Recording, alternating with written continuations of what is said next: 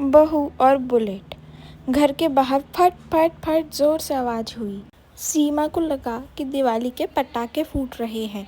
वो डर के मारे जैसी बाहर निकली, देखा तो योगेश, उसका पति देव, बुलेट बाइक पर बैठा था।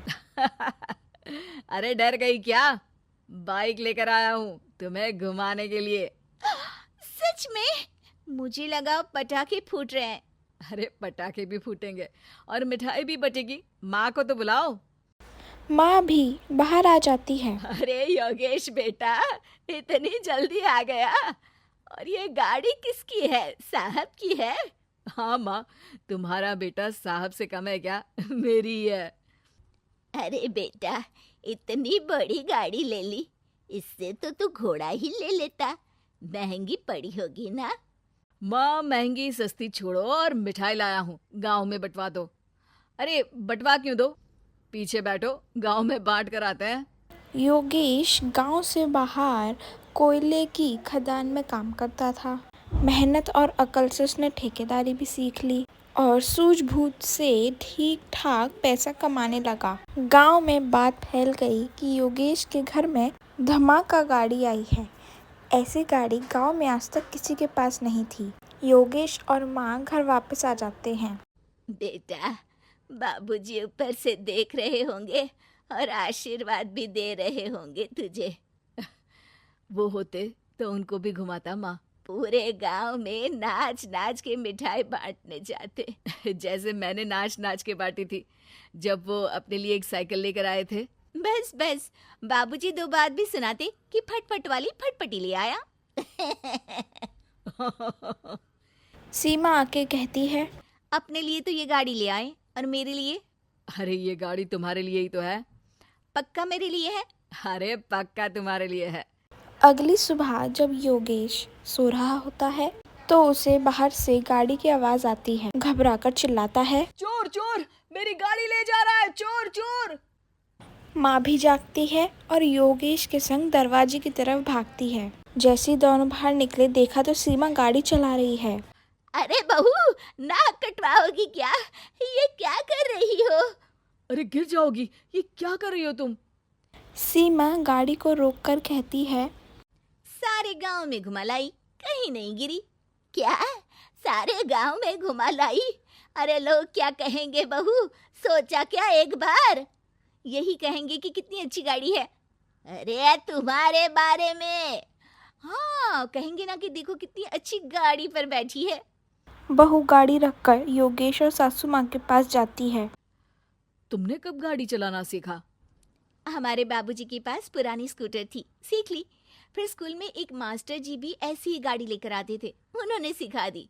हाँ हाँ, स्कूल के मास्टर आजकल यही सब तो सिखा रहे हैं। पढ़ाई का कुछ सिखाते तो कुछ भला होता। अरे बहू, अब गाड़ी मत चलाना।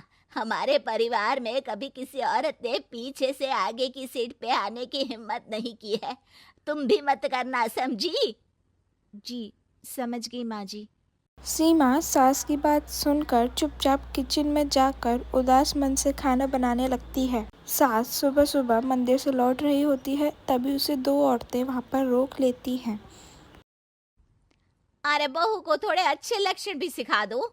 गाड़ी चलाने निकली थी, गांव की मर्यादा का कोई ख्याल नहीं है। वही तो। अरे पैसे आने लगे हैं तो क्या मतलब कि किसी रीति रिवाज को नहीं मानोगे? अरे समाज में रहना है तो समाज के ढंग से ही रहना पड़ता है। अरे लाज भी नहीं आई बहू को? चूल्हे चौके से निकलकर सीधे गाड़ी लेकर चौराहे चबूतरे नाप लिए, फट फट फट करते हुए। अरे कुछ कह देना उसे। अरे ये क्या कहेगी, बूढ़ी सास है, इनकी थोड़ी ना चलती होगी घर में। हाँ, बहू की ही चलती होगी, मर्जी भी और गाड़ी भी।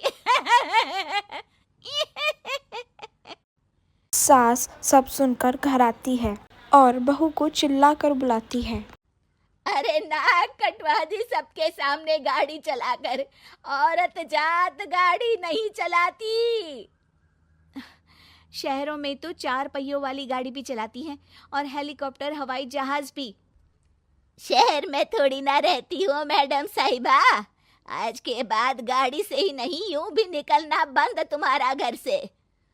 माँ सही कह रही है, कहीं भी जाना हो तो मुझे बता देना, मैं लेके चलूंगा। आज माँ को तुम्हारे कारण कितनी बातें सुननी पड़ी।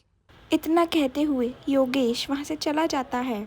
बारिश की वजह से कारखाने रोड पर कीचड़ रहता है, इसलिए योगेश गाड़ी घर रखकर जाता है और किसी से लिफ्ट लेकर कारखाने पहुँचता है ताकि नई गाड़ी गंदी ना हो। लेकिन शाम को इतनी तेज बारिश होती है कि उसे वापस आने का कोई साधन नहीं मिलता। बारिश बढ़ती जाती है, रात के 11 बज जाते हैं। रास्ते में एक नदी का ब्रिज है, अगर उस पर पानी आ गया तो योगेश कारखाने में ही फंस जाएगा। पूरी रात भूखे प्यासे बितानी पड़ेगी। घना अंधेरा, बिजली की कड़कड़ाहट और तेज बारिश। राजेश डर भी रहा था, ठंड से कांप भी रहा था। तभी उसे रोड से आती हुई एक रोशनी दिखती है। वो देखता है कि उसके सामने एक बाइक आकर खड़ी हुई है। योगेश ऊपर वाले का शुक्रिया करता है और उस बाइक वाले की तरफ बढ़ता है। जैसे ही वो देखता है तो उसका मुंह चक्का रह जाता है। सीमा, तुम यहाँ इतनी बारिश में गाड़ी पर? पहले बैठो तो, नदी ब्रिज पे आ जाएगी तो जाना मुश्किल हो जाएगा। योगेश बाइक पर बैठ जाता है। सीमा बाइक चला रही है। मैंने तो तुमको पहचाना ही नहीं। गाड़ी की आवाज तो पहचानी होगी ना।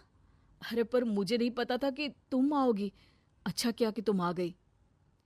माँ नहीं आने दे रही थी, पर हमेशा पति पत्नी की रक्षा थोड़ी ना करेगा, पत्नी को भी तो करनी चाहिए। योगेश को सुबह अपने किए पर पछतावा होता है। उसकी आंखों में आंसू आ गए जो बारिश की बूंदों के साथ बह गए। इसके बाद सीमा को सास ने और उसके पति ने खुशी खुशी समाज की सीमा लांघने की मंजूरी दी। अब वो जहाँ भी जाती अपनी फट फट फट गाड़ी से ही जाती।